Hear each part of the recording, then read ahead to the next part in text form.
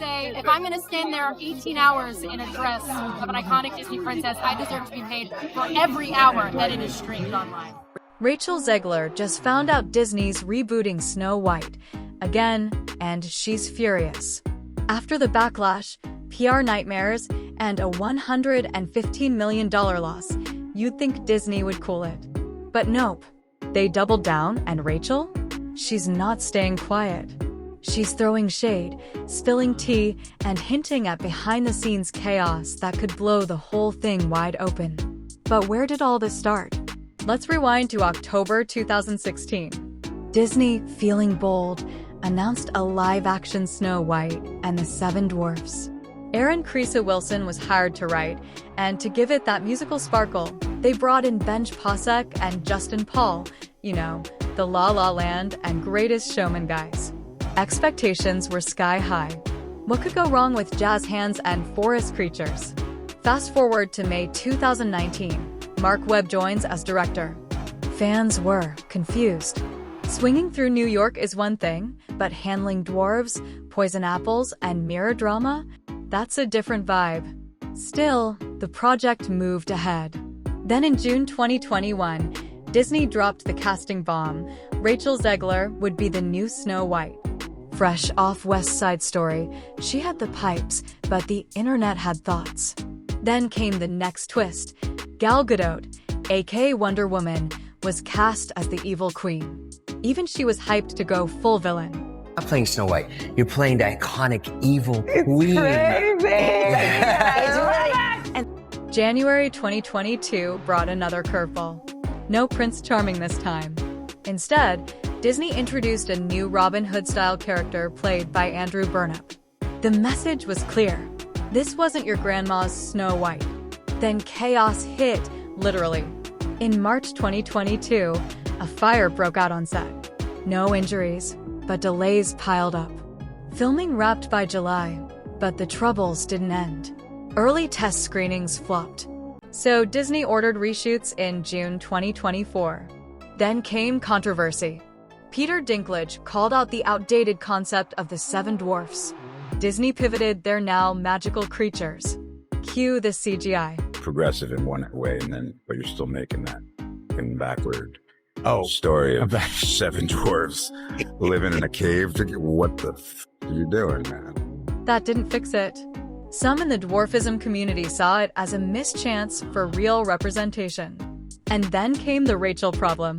The moment her casting was announced, the internet split in two. Some cheered the diversity. Others freaked out over changing the classic character. Suddenly Snow White was trending, but for all the wrong reasons. Rachel didn't back down. She championed representation, reminded everyone that Snow White is beloved in Spanish-speaking cultures, and was excited to bring a new spin to the role. Then came the bombshell. In a 2022 interview, she called the original Snow White extremely dated and said the prince was weird. Disney traditionalists practically passed out. But Rachel stood firm. Her Snow White wasn't waiting around for some random guy to save her. I just mean that it's no longer 1937, and we absolutely wrote a Snow White that is not going to be saved by the prince. She's not going to be saved by the prince, and she's not going to be dreaming about true love. She's dreaming about becoming the leader she knows she can be. Some fans loved it. Others? Deeply offended. Then it got political. In August 2024, just after the teaser trailer dropped, Rachel posted "Free Palestine." And suddenly, things exploded. Her co-star Gal Gadot was vocally pro-Israel, and the internet went nuclear. Boycotts were threatened. Comments turned into battlegrounds.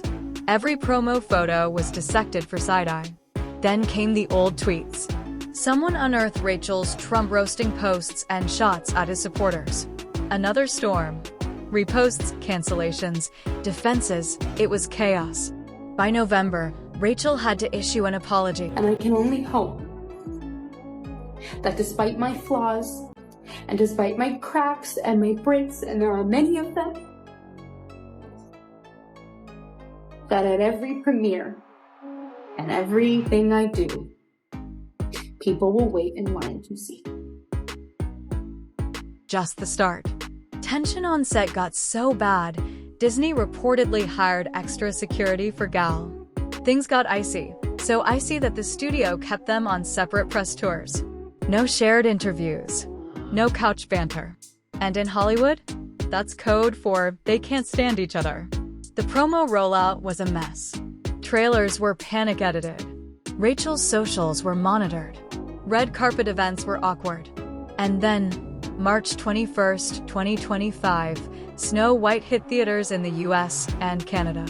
It bombed. In front of you today, saying simply that my name is Gal and I'm Jewish, and we have had enough of Jew hatred. But opening weekend?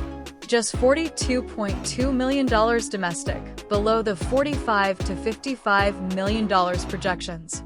Internationally, it scraped together $45.1 million for a global opening of $87.3 million.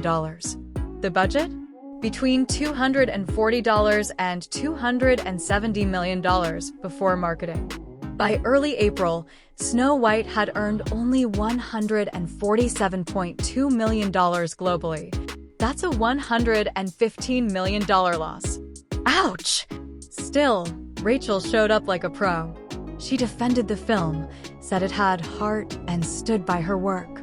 Admirable, sure, but critics weren't sold.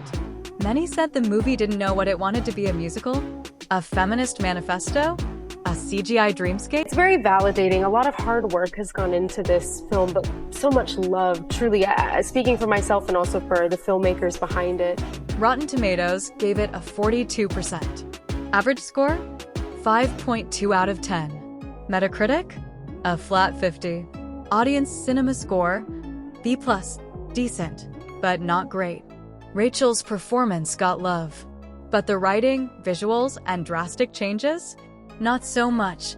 Fans walked out wondering why Snow White was leading a revolution instead of singing to birds. Then came the ripple effect. Disney quietly shelved its live-action Tangled remake. Director Michael Gracie and writer Jennifer Caton Robinson were already working on it, but after Snow White, the brakes were hit hard. Now Disney's playing the waiting game. 2 live-action remakes, Lilo and Stitch and Moana, are on deck. And the pressure? It's unreal. Congratulations, you're going to be on Lilo and Stitch. How did you feel when you first found out? I was speechless. I was very excited too. I was a mix of that. Speechless, excited. Lilo and Stitch is up first. Hitting theaters May 23rd, 2025, and directed by Dean Fleischer Camp. Yeah, the Marcel the Shell guy. This one's got heart, chaos, and ohana. Newcomer Maya Kealoha plays Lilo, and fans are obsessed. She's got the energy, the look, and the wild charm. Sydney Agudong plays Nanny, and Kaipo Dedoit is back as David, the surfer boy romantic. But the real MVP? Chris Sanders returns as the voice of Stitch. No one else could pull that off. The supporting cast is stacked. Zach Galifianakis as Jumba, Billy Magnuson as Pleakley, and Courtney B. Vance as Cobra Bubbles.